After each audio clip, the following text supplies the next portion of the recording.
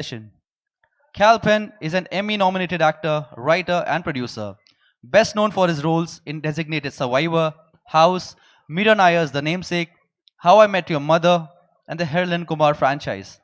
His best-selling book and audiobook, You Can Be Serious, is filled with humor and insight and is available now.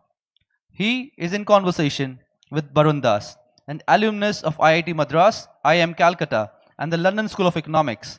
Mr. Barun Das has held top management positions at Z News, India Today Group, ABP Group, and Astro All Asia Networks.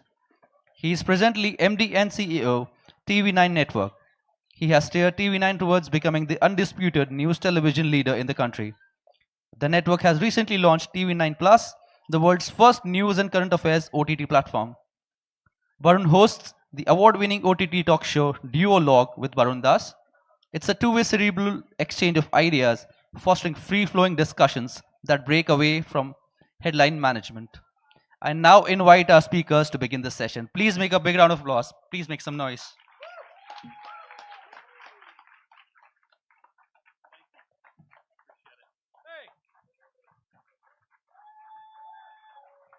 How's it going?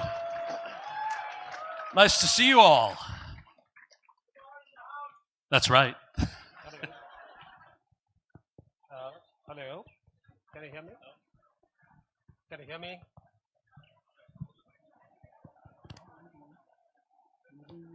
Hello. Hello. Hello.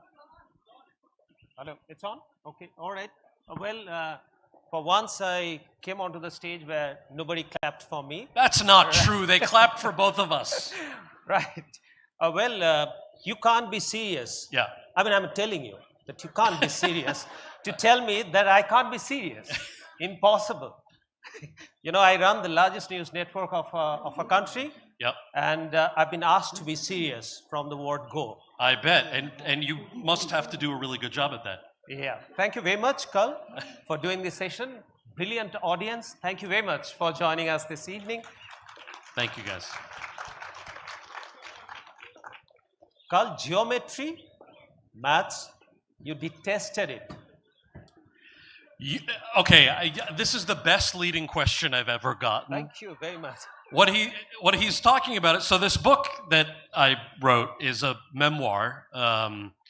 It's generally like, I love reading, period. I assume that's why we're all here. But some of my favorite memoir-wise are like Mindy Kaling, Tina Fey, books that you can read on the train or if you're like on vacation, that kind of stuff that like flows really freely. But both of those books have a lot of heart to them and a lot of passion, and there are some serious moments in them. And so I think what you're referring to is my 10th grade? Yep. 10th grade. 8th grade. Geometry teacher. So I'm not very good at math, which might shock you, A, because I'm an actor, and B, because I have brown immigrant parents. But I was always terrible at math. And in 8th grade, there's a chapter I write about this in the book, my dad basically realized, like, okay, all this acting nonsense is like, you're good at it, but how come you're also not good at algebra? And I said, well, algebra doesn't have a plot.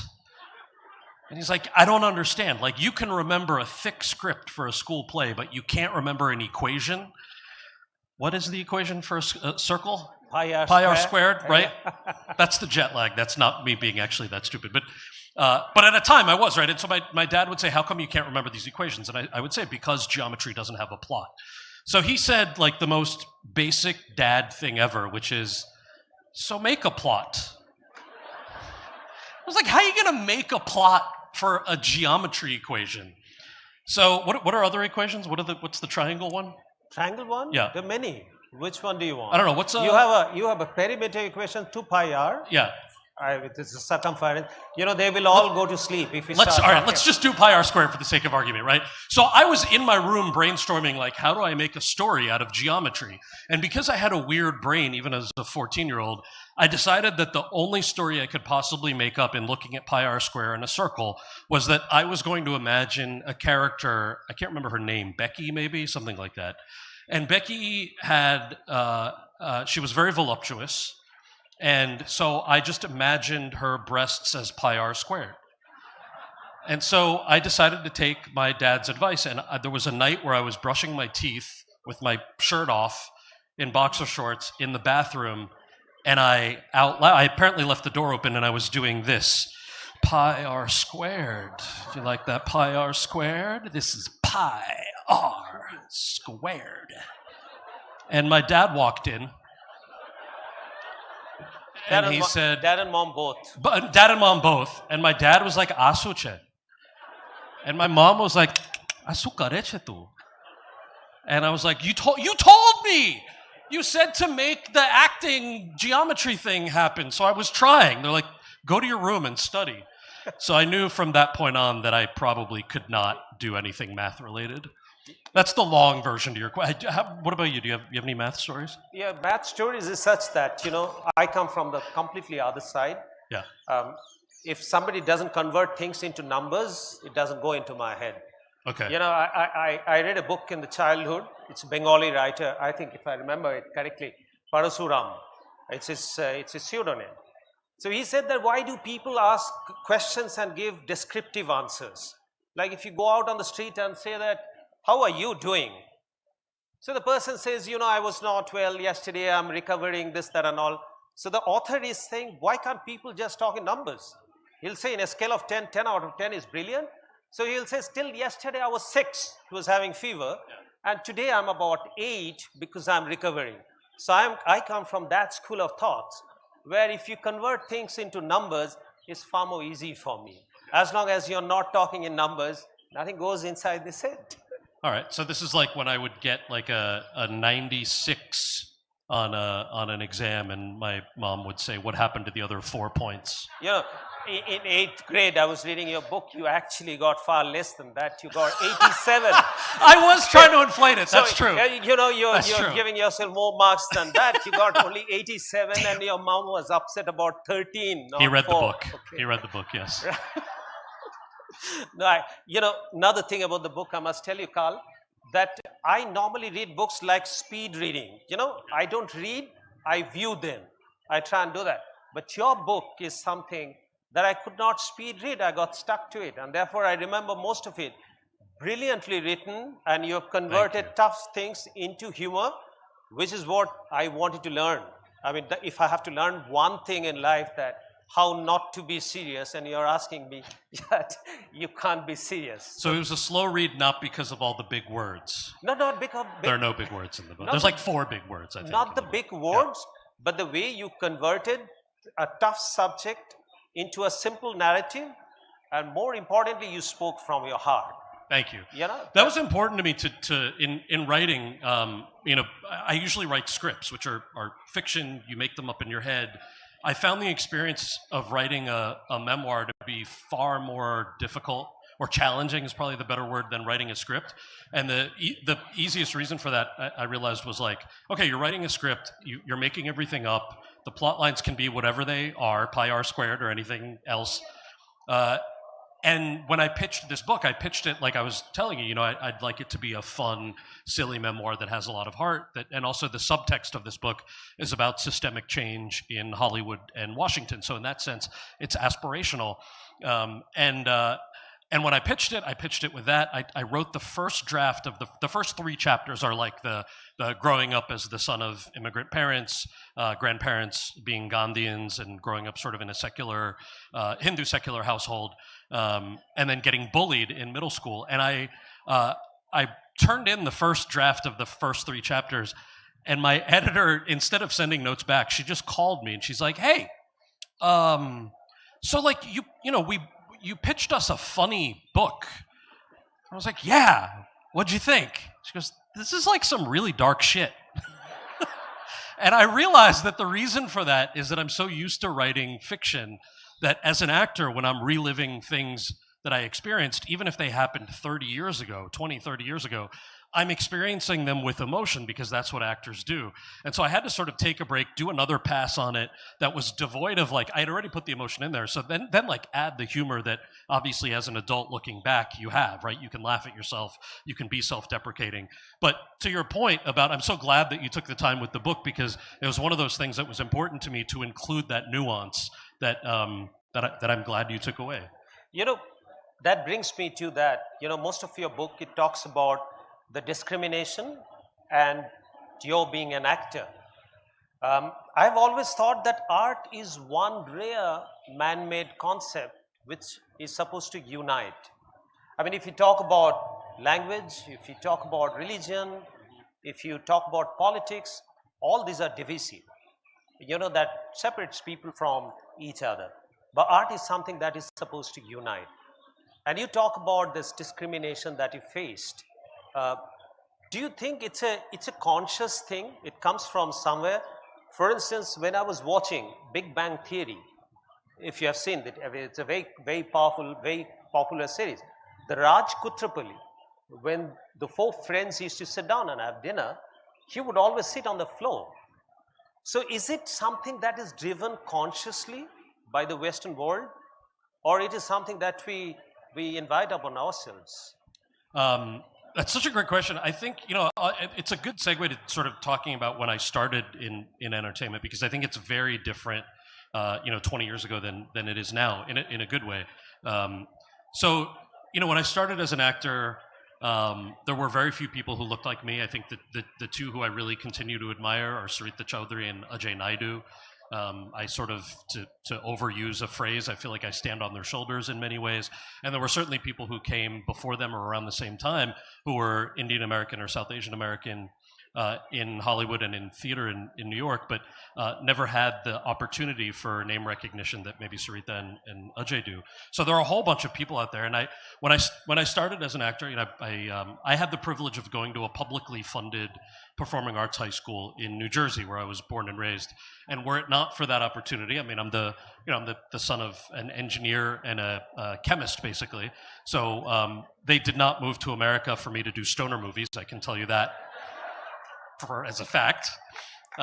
So when I wanted to be an actor, I moved to LA, and the first thing that I realized is back then, if you were brown, you were only getting seen for roles that were bit parts, and those bit parts were fairly stereotypical. And I feel like it's important to contextualize what I mean by that. They would usually be certain types of professions, or they would have heavily accented English. And there were a couple of challenges with this, is that in the States, especially for Asian Americans broadly, there's this misperception that we're constantly foreigners, that we're never Americans, right? So there's a stigma associated with that. But the bigger challenge is just because somebody has an accent doesn't mean something is a stereotype.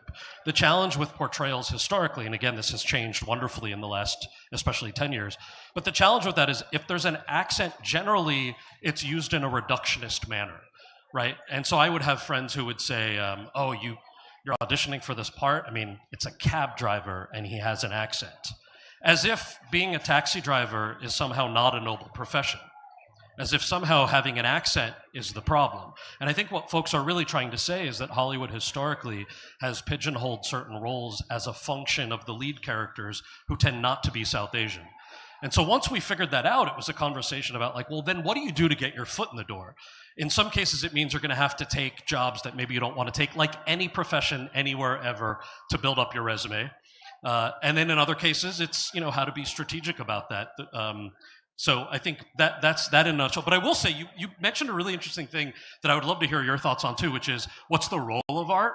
I'll jump ahead a little bit. We can go back if you want to hear the sort of early Hollywood discrimination stuff. But when we did the second Harold and Kumar movie, it's called Harold and Kumar Escape from Guantanamo Bay. Obviously a satire. And about 6 months after that movie came out, I ran into a senior member of the George Bush administration, so the ones who had opened Guantanamo. And this person looked at me, and I looked at this person, and I realized immediately that this would be the best selfie ever. It's like, if I can get a selfie with this dude, then it'll just piss off a lot of people. So I said, "Excuse me, so-and-so, I would love to get a selfie with you. My name is..." He goes, "Kal Penn, I know exactly who you are. You're very funny."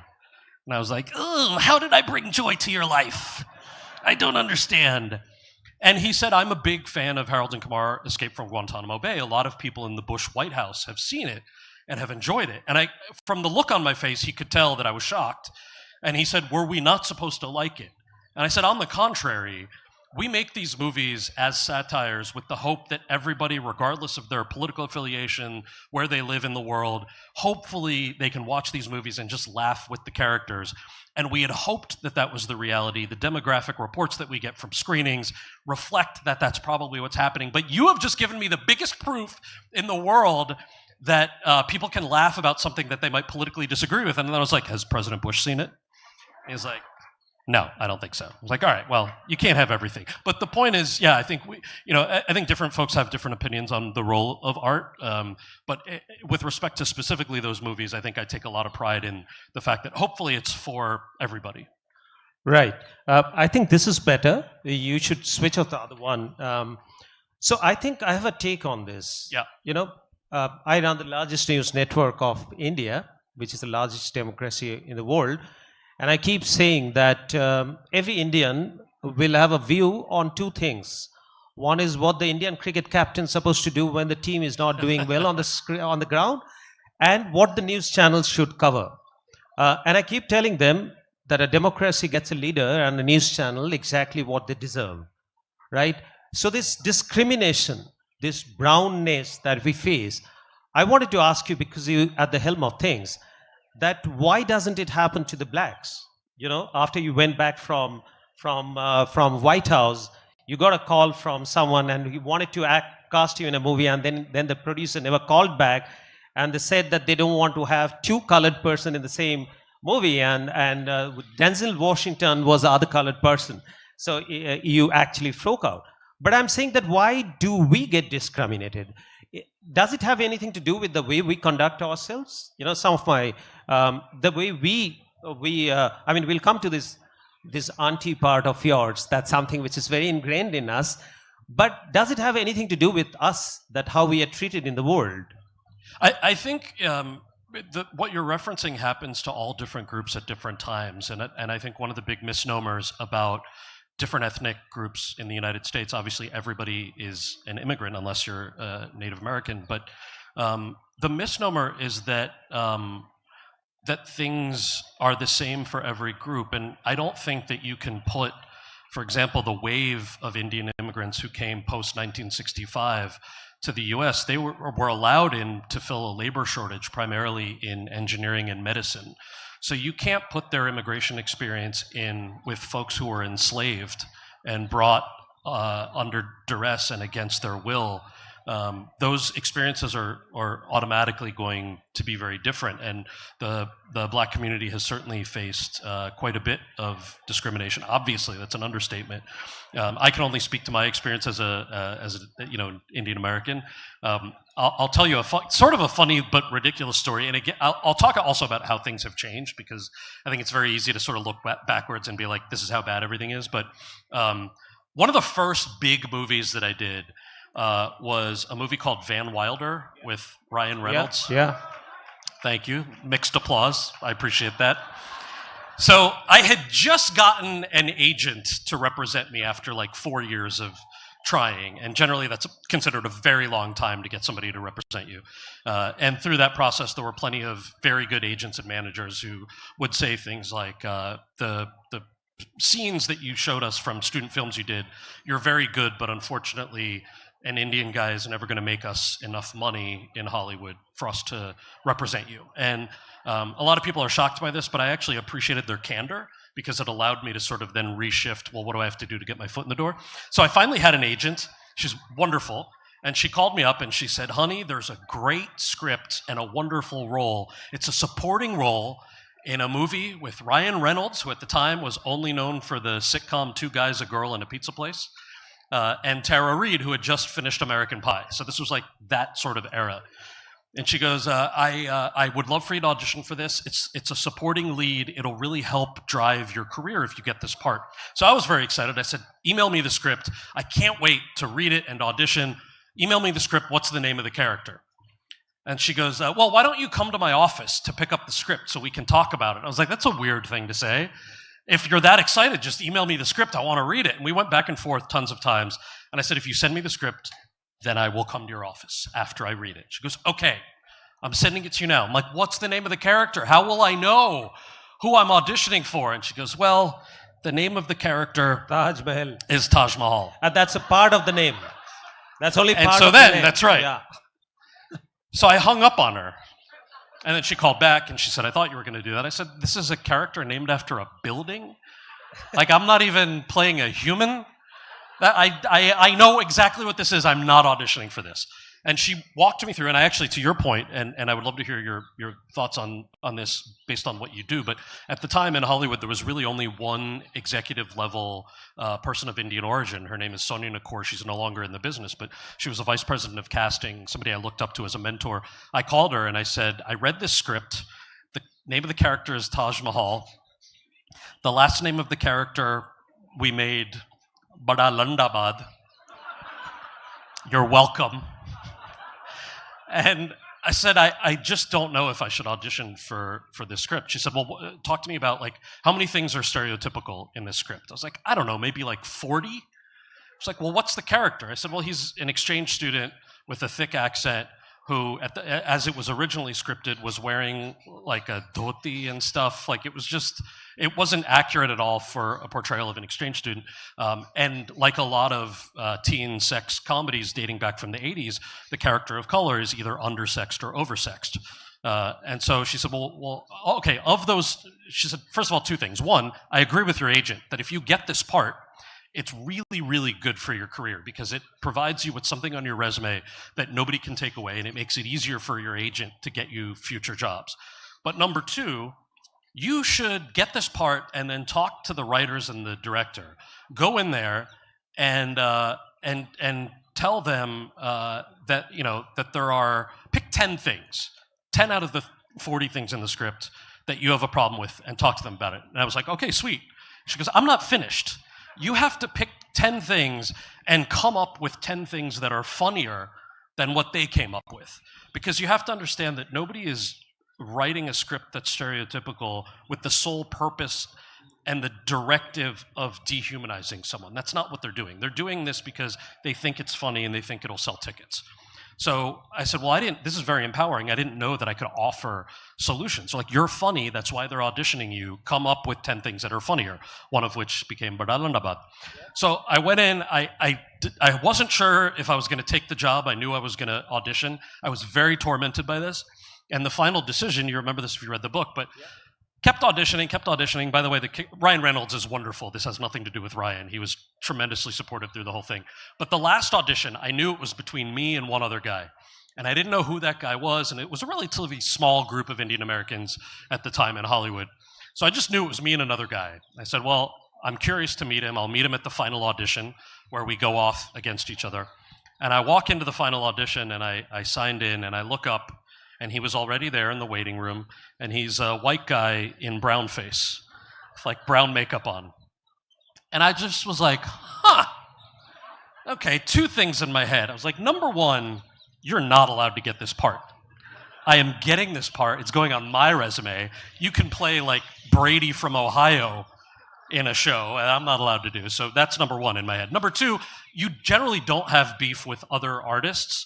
And I'd love to hear your thoughts on this too, but it's like structurally, right? It's a business. They're just any actor is desperate to get their first couple of jobs. So he probably was desperate to get this job. And then I was like, I want to ask him, like, when did you put the makeup on?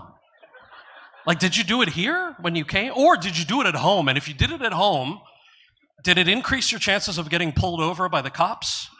Or did you make it here safely? Like, I had all these questions in my head. And now, Kal, yeah. You know, obviously, I've never appeared for an audition. Yeah. Good riddance. Right. What I want to say is that isn't cinema is a reflection of life. So as you're saying that if you wear a brown skin, there are more chances that you would be pulled up by the cop.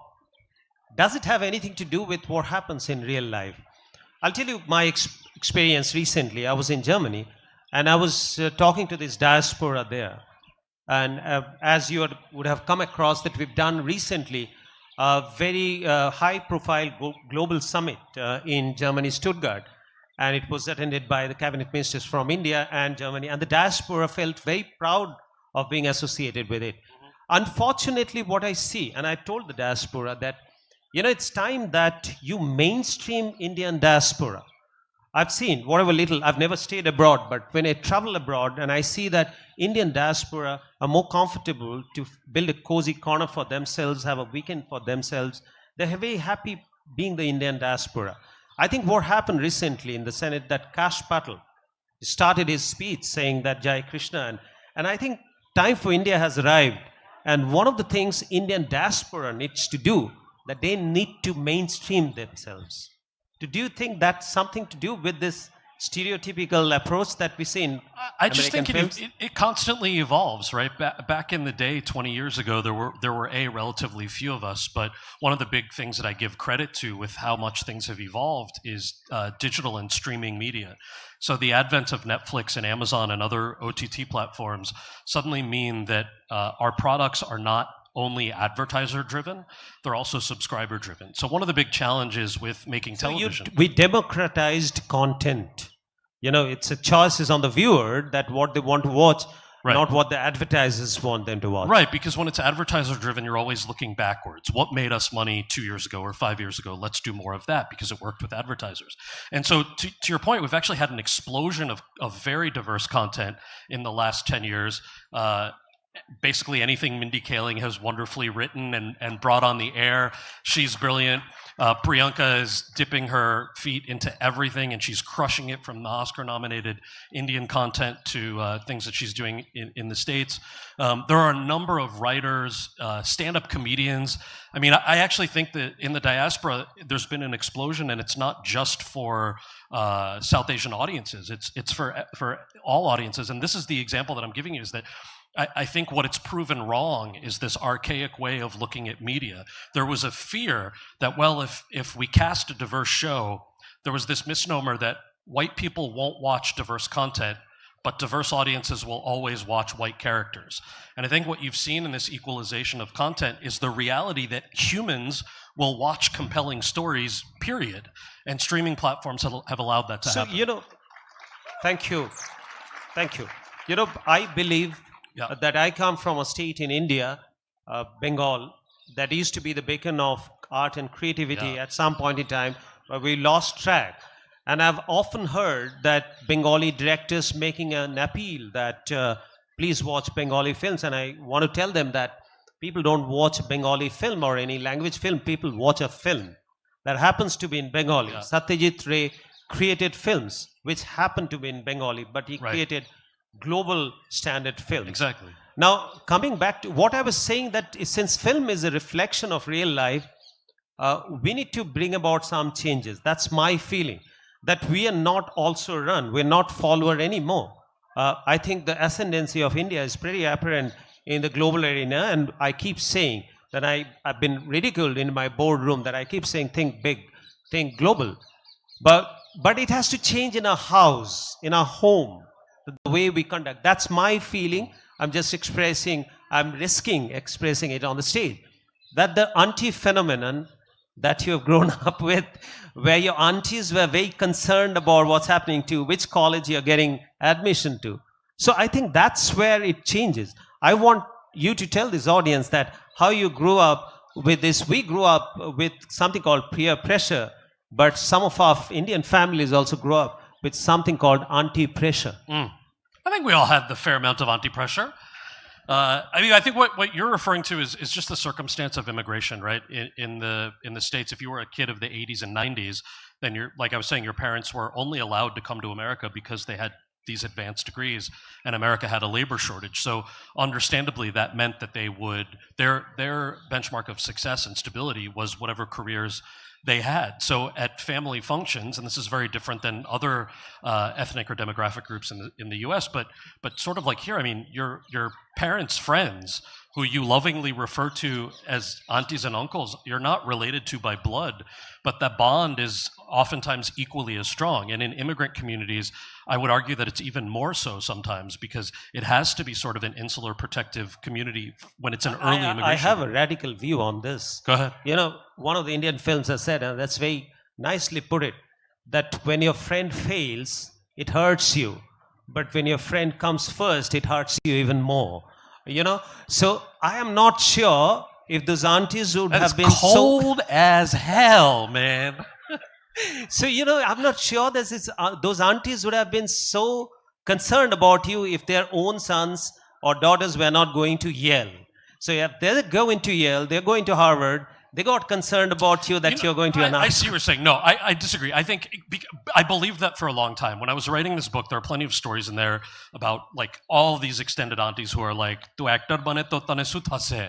I was like, "What do you mean sut hase?" Like, I intend to be an actor. Paisa kya thi aapse? I'm like, these are all legitimate questions. And especially when you're 15, they're like, "Tane khabar na thi." When you grow up, khabar pad se, all that.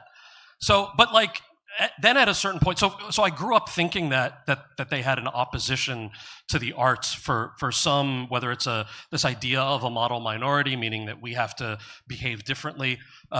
And when I was fact checking my book before it came out, I called my parents and I said, on a scale of 1 to 10, when all those aunties and uncles would berate me for wanting to be an actor, how embarrassed were you? Because I think it's important for me to put that in the book. And they said, we were never embarrassed, we were scared. And the whole community was scared because for us, we didn't know that the child of an immigrant in America could be an actor, or that even being an actor was a real job.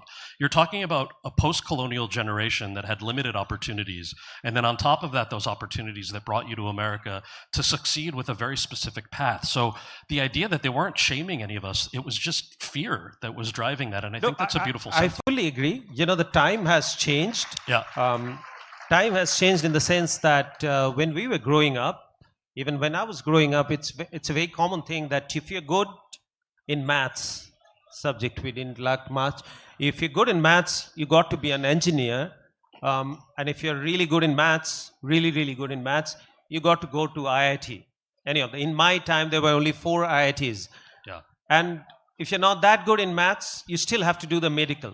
So that's what we grew up with. But in today's time, the next generation, if anyone is asked that they want to become Kal Penn or Barun does, the vote will go 99, if not 100 out of 100. I don't think so. Right. So the time has changed. But even then, I would take this opportunity to say that while it's two sides of the same coin, and I don't think anything is absolute about it, but I can tell you that what I've done while I was growing up, and as I was growing up, I realized that there's not even 5 to 8% of our lives that we spend on our own terms. 90 to 95% of our time, we got to do something that we have to do. So I realized that I would do that 5 to 8% the way I want. And for me personally, mind was thicker than blood or relationship. So that's a perspective that I'm sharing with you. But of course, when we were growing up, that we had a different scenario altogether. Yeah, I agree. And I'm mindful, they wanted us to keep about 15, 20 minutes for Q&A. Yep. So we can pivot over. Somebody have the microphones? Right. So we will, yes, 15 to 20 minutes, we'll get into that. But I just want to have one last thing for the audience. I'm sure that this question will be preempted. I was, you must have watched that Monk series, right? Yes, of course. One of my favorite ones. I could relate with that person, right? He's always serious. And the Monk has said once that, the actor's life for a living, right? So you got to be somebody who's not that one all through. And I often grapple that, let's say if you're emotionally charged and you're dealing with Josh, how would Josh understand if you're acting or you're really sad or happy? This is a question that I feel like my dad would ask, but the difference is my dad has an acting face. So like he always puts on a persona, and I'm like, I know you're acting, Dad. This is a ludicrous question because you're acting. But no, I think, look, what we say. How would he understand? This is a genuine question. We'll go to the audience. I'm sure this is one of the questions that audience had. That is it difficult for an actor? You get into the character. I think one of the largest traits of a great actor, that when I'm watching, let's say, Al Pacino, I'm not watching Al Pacino or Robert De Niro. I'm watching the character, the taxi driver, or the blind dancer. So how do you come out of that acting sphere of yours and be natural in your normal life? Is it possible even?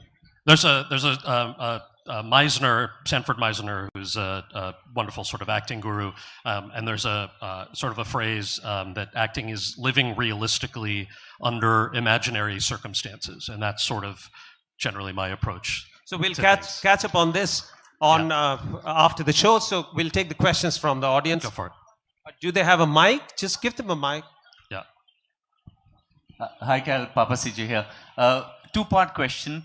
One, what did you learn about yourself in the process of writing your memoir?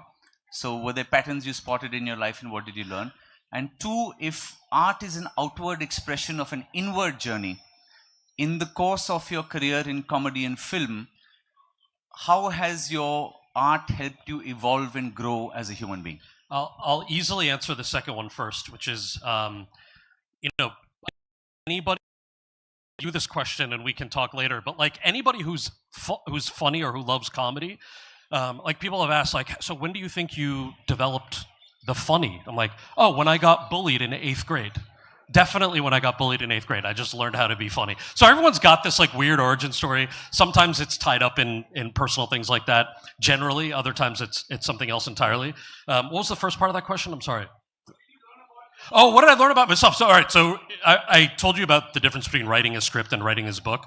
I have plenty of friends who have written books, and a couple of them started texting me as I was halfway through the process, and they were like, hey, man, how's the book coming? Also, how much do you hate yourself right now? And I was like, how did you know? Is that a thing? They're like, why do you think so many authors are drunks? It's because the process of writing a book is excruciating. And so I was just glad that like that was a real thing. It almost felt like therapy, especially, you do like 10 revisions and 10 rounds of things. Did it also reflect your cerebral quotient? A comedian getting into an actor getting into politics, we've seen enough of that. But actor writing a book of that quality, I think that is a reflection that you're a thinking individual too. Thank you. I appreciate that. Thank you. It's very kind of you. No. Please let others to have a go at the question. Yes. Hi. What I wanted to ask you is, obviously a lot of your work has been about the Indian diaspora experience, and you also mentioned that your parents might not have been that encouraging about your artistic pursuits. But did you also grow up with maybe some favorite authors or books or TV shows or movies of your parents that somehow ended up shaping your artistic pursuits later, like having written this book? Definitely. Thank you for the question. I mean, the influences that I had were mostly American. It was folks like Tom Hanks or Denzel Washington. Mira Nair, certainly, from the time I was a kid when she did Mississippi Masala. I was around the same time that I was doing the geometry nonsense and looking at her and saying, wow, if this woman can do this, maybe there's a path forward. And then the stuff that my parents watched, who is not a huge Amitabh Bachchan fan, but the original Dawn is still like, I would love to remake Dawn. But like, it can be so escapist. It can still be in that same vein, same color palette, just like set it in Brooklyn or set it in Ohio, and it's just still a whole different world. But there are a lot of those. I'll tell you something I was telling Barun backstage, which is, so, my Gujarati is good. English is my first language. My Hindi's okay. So whenever I work in India, I try to get a script, 2 months in advance, and it's fine. But one of the ways that I try to learn and keep up Hindi as somebody who struggles with it a bit is by watching serials. So I got addicted a few years ago to Saath Nibhana Satya. So like Kokila Ben is just a bad ass. Like, you do not want to cross her. And Gopi, obviously it's a meme, but like Gopi washing the laptop. It's like, how do I explain how good these episodes are to my American non-Indian friends? There's no possible way. So those are also some of my more recent influences. Sorry. I figured you weren't expecting it. I couldn't relate with the joke. I haven't seen the soaps. But before the next question comes up, please give this mic to this lady. Before next question comes up, I just want you to be mindful about the fact, and let me know in private, that how many people that you think before asking the questions prepared themselves as you prepared before asking the question to Obama. Which question? The question that you asked to Obama when you first met Obama, you prepared about... Oh, yeah. So just keep it I'll there. keep that in mind, So yeah. figure out how many of them had prepared well. So my question is, you've played Seth, you played Kevin twice, Kevin Campbell in Big Bang Theory, and Yeah. that was a hilarious plot line. Thank you. And it was about imposter syndrome, and all your characters have been about identity, like your character Gogoi in The Namesake. So is that by design, or is that something you've consciously done? I can answer this question. Go ahead, answer it. Please go on. I want Cal to answer. He would. He I won't don't think disappoint you. I would actually reject that notion. First of all, I appreciate that you've seen those because they are some of my favorites. But I don't think that the How I Met Your Mother role or some of the like stuff on Law and Order where I played a serial rapist, like none of that stuff had anything to do with identity. But I do value a lot of the. I mean, I would hope. Maybe if it was set in Delhi. But the point is the roles that are based on identity, I also think, particularly if it's set in specific time periods, are relevant because a lot of these stories in insular communities really need to be told. And then hopefully we can get to a place where we can really like tackle very interesting stories. Next. Where the mic goes? By the way, that was whoever not you a- prefer would ask the next question. That was not a slam on Delhi. It was a slam on the horrible crimes against women happening right now. I just want to be clear. Hi. So there is this saying, uneasy lies the head that bears the crown. So I have a question for Barun. Are you sure? Please. How do you balance your role as a successful business leader and host of a cerebral talk show duologue? Oh, Particularly when you get deeper into the skin of the guest who is being hosted. Oh, excellent. First of all, this is not a planted question. I personally do not know this gentleman, but it's a nice question. It is actually two different poles. You know, as I said, that when I run an organization and as complicated business as news network, you have to understand the true predicaments that I deal with running a news network. The first predicament is all powers rest on the journalist. So you have the journalist to speak their mind out, and yet you want them to perform in a particular way. So it's an oxymoron in itself. The second predicament that I run while running a news network is that I believe the three sectors in our lives should not be converted into business. One is health, the second is education, the third is media. I personally feel that the effect of these three sectors will have ramification in generations. So it's a very difficult task to make business out of news media. So I straddle that path in a way that I try and stay close to my identity, the identity of a fourth estate. So that's one part of it. So when I actually do duologue, my colleagues have conned me into doing duologue. I'm supposed to be behind the camera, never in front of the camera. But in duologue, it's not a question answer. I bounce off my own philosophies. I have many theories in life, which I bounce off with them. And I feel that more often than not, life and your profession, there's a blurring line. You straddle from one to another.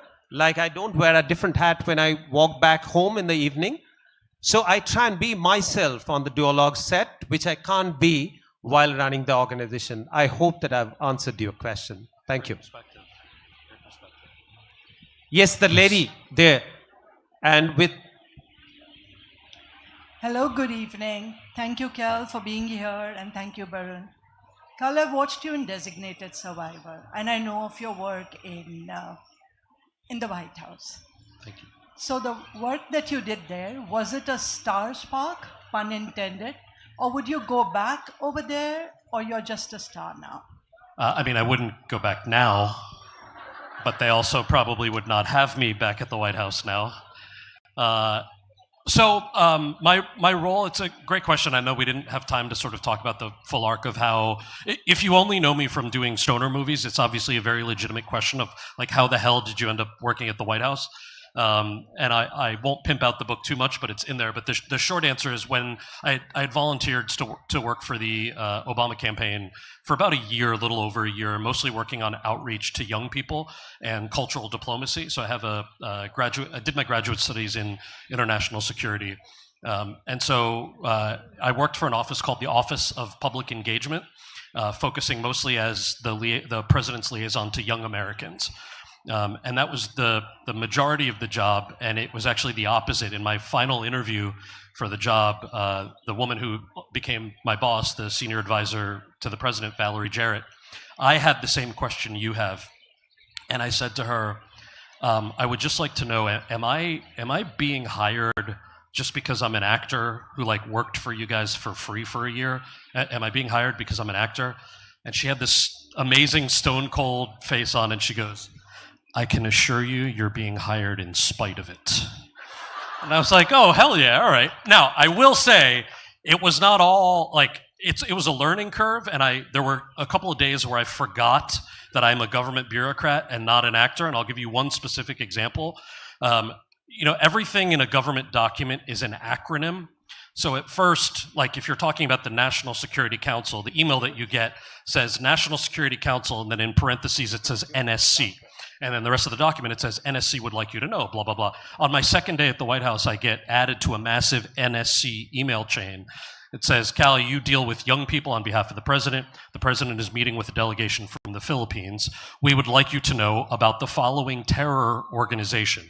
This terrorist group, by the way, there are 100 people CC'd on this email. This terrorist group is called the Moro Islamic Liberation Front. And then in parentheses, it just says MILF. And then the rest of the email is, MILF is considered highly dangerous. MILF is known to recruit young men.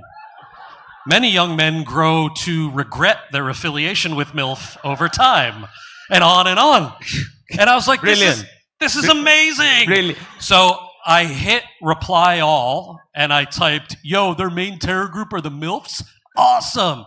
And as soon as I hit send, I was like, no, this is not a comedy writer's room. This is the National Security Council at the White House. In the halls, all of my friends were like, yo, that shit was so funny. We were thinking it too. And I said, can one of you please just hit reply all and write LOL? That's all I'm asking.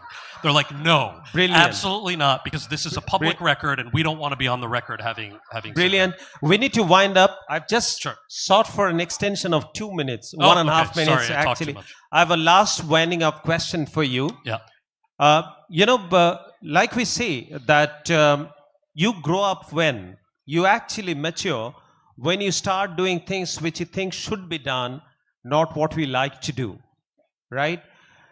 So, like I also in a real life, when I deal with people, I tell them that what they should know, not what they like to know.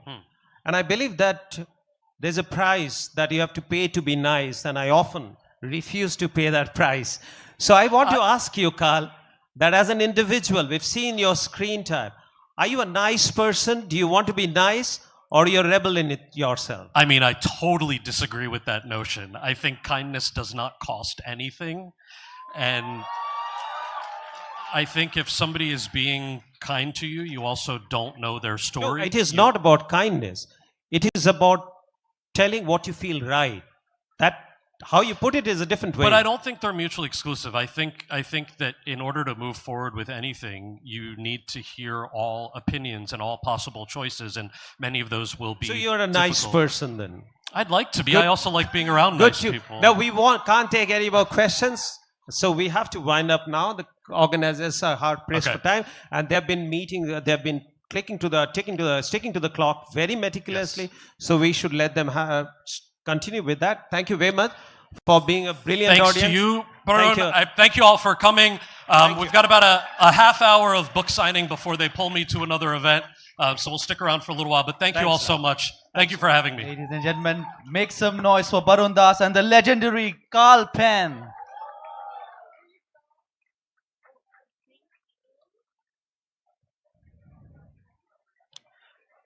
To view this session and many more, please tune into the official Jaipur Literature Festival YouTube channel. All our sessions, our related content will be available there, so be sure to like and subscribe. Kal will be signing books towards the left of the venue in this book signing tent. As you all know, the Jaipur Music Stage opens at 7 p.m. tonight with performances beginning at 7:30 at Charbagh, featuring acts by Kamakshi Khanna, Sushila Raman, Sam Mills, Nathulal Solanki and Chugye Khan.